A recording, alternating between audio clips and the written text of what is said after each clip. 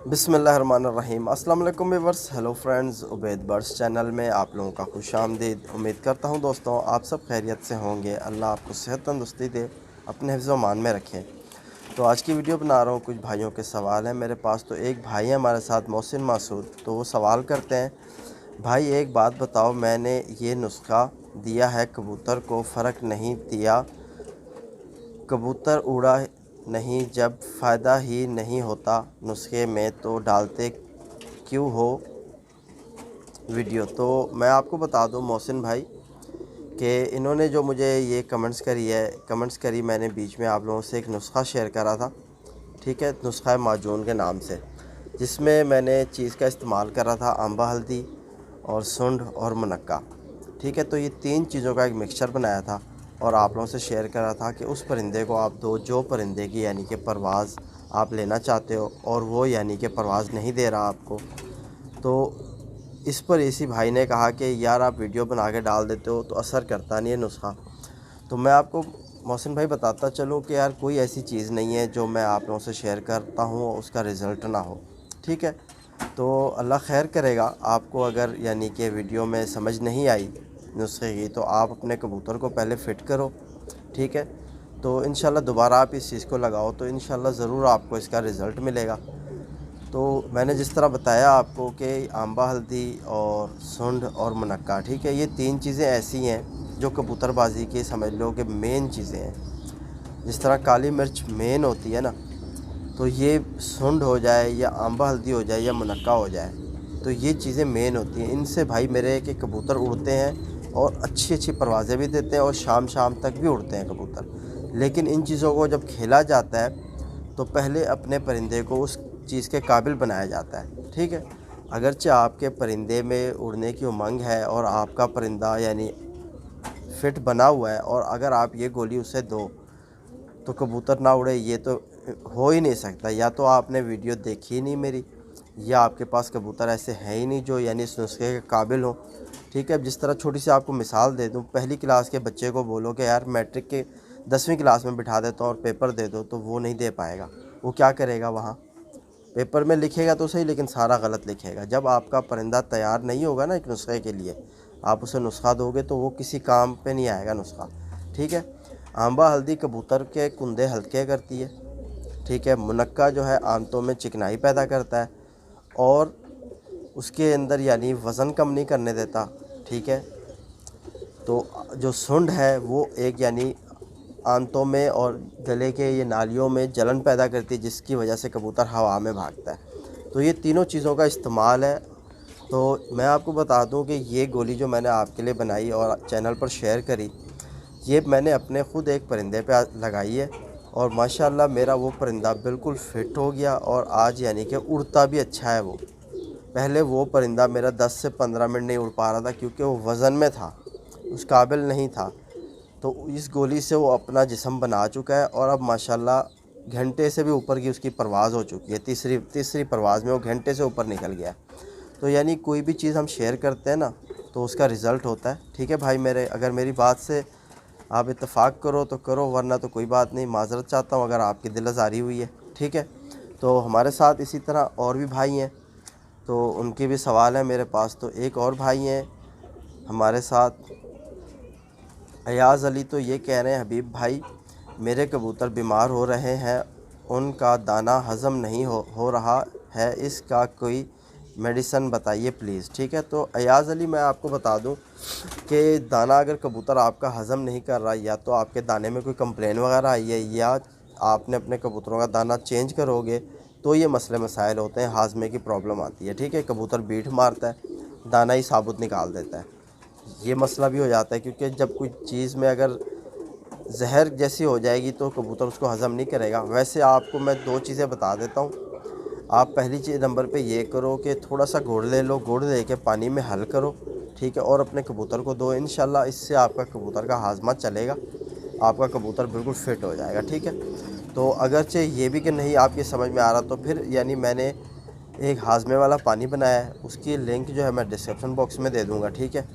और एक मैंने गुड़ बनाया हुआ है सर्दी के गिफ्ट के नाम से, ठीक है, तो उसकी भी लिंक मैं डिस्क्रिप्शन बॉक्स में दे दूँगा। तो दोनों को यानी आप वीडियो वॉच करो, इंशाल्लाह वो वीडियो आपको ज़रूर फ़ायदा पहुँचाएँगी, ठीक है। तो इससे आपके कबूतर दाना भी चलाएँगे और मतलब उनका हाज़मा भी काम करेगा और फिट भी हो जाएंगे। क्योंकि कबूतरबाज़ी में ये नहीं होता कि यार सिर्फ अच्छे कबूतर ला के भर दो, ठीक है। तो आपको यानी कबूतर के जिस तरह कबूतर लाते हो ना, इस तरह आपको दवाइयाँ भी घर ला के रखनी चाहिए। जब आपका कबूतर शदीद बीमार हो जाता है, फिर आप इलाज के पीछे जाओगे तो उससे कबूतर एक्सपायर हो जाता है। कोशिश ये करो कि रेगुलर आप किसी चीज़ का इस्तेमाल रखो अपने कबूतरों में, तो इससे आपका परिंदा बिल्कुल फ़िट रहेगा। जब मौसम भी चेंज हो रहा होगा तब भी आपके परिंदे को परेशानी नहीं होगी। चाहे जिस हिसाब का मौसम चल रहा होगा परिंदा उसमें सही चलता रहेगा। लेकिन आपने साथ साथ कोई ना कोई ट्रीटमेंट अपने कबूतर में जारी रखनी है। ये नहीं है कि कबूतर जब बीमार होगा फिर इलाज करेंगे। बीमारी से पहले आप अपने कबूतरों की एहतियात करो, ठीक है। कोई आपका परिंदा बीमार हो जाए, मर जाए, तो इससे आप बचो। बाकी आप ये 2 वीडियो जो मैंने बताई हैं आपको दोनों वॉच करो, इंशाल्लाह इससे आपको ज़रूर फ़ायदा होगा, ठीक है भाई मेरे। तो इसी तरह एक और भाई हैं हमारे साथ मुल्तान नाम से, ठीक है, कमेंट से उनकी। तो कहते हैं नमस्कार भाई जी, कबूतर सूख रहे हैं, हल्का सा अच्छा दाना दे रहा हूँ पर पुटाई के बाद। तो यानी कि इनका मैटर ये है कि यानी कि इनके कबूतर परपटाई इन्होंने करी हुई है। और कबूतर जब आप परपटाई करते हो, चाहे आप जितना भी अच्छा से अच्छा दाना दो ना कबूतर को, कबूतर अपना वेट नहीं बनाता, ठीक है।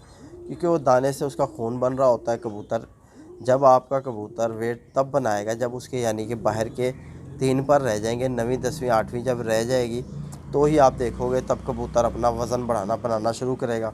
जैसे परपटाई देते हो तो आपने कबूतर में, जैसे अब आपने परपटाई दी हुई है ना, तो आपको ये चाहिए सरसों और अलसी, जो ये दोनों चीज़ें, इनको तकरीबन 1 घंटा पानी में भिगो के रखो, ठीक है। भिगोने के बाद आप फिर कबूतर को डालो। तो कबूतर मतलब दाना देने, मोटा दाना देने से पहले 15-20 मिनट पहले आप ये दाना थोड़ा सा डाल दो। कबूतर चुग वगैरह ले, किसी ट्रे में रख दो, ठीक है। जब आपका कबूतर ये खा ले फिर उसके बाद आप ये हटा के मिक्स दाना डाल दो उनको, जो आपका बना हुआ है, बाकी वो इंशाल्लाह खाएगा। कबूतर आपका फिट हो जाएगा, सेहत भी पकड़ लेगा। और आपने जिस तरह नहलाई का पूछा है, नहलाई मैंने आपको जो पोटेशियम परमाग्रेट की बताई थी, इससे ये होता है कि हमारे कबूतर यानी तैयारी तक, यानी अगर 2-3 दफ़ा बीच में नहान मिल जाए उनको, यानी परसार होने तक, यानी अगर नहलाई मिल जाए, 1-1 1.5-2 इंच का पर निकलने के बाद नहलाई दी जाती है, ठीक है। तो जब नहलाई दो तो इसमें आपको मैंने बताया था कोपस पाउडर आता है पिफ पफ वालों का या मोर्टीन वालों का, किसी का भी आप ले लो। और साथ ही आपने पोटेशियम परमाग्रेट जो है पिनकी के नाम से होती है, उर्दू में पिनकी कहते हैं, इंग्लिश में पोटेशियम परमाग्रेट, ठीक है। तो ये थोड़ी सी आपने बिल्कुल यानी ऐसे समझ लो कि काले चने के बराबर लेके आपने पानी में डालनी है। जितना भी आपने बेशक पानी रखा हुआ है ना कबूतरों के लिए नहान का, यानी बड़ा तास वगैरह रखा है, तो उसमें आपने काले चने के बराबर डाल दो, ठीक है।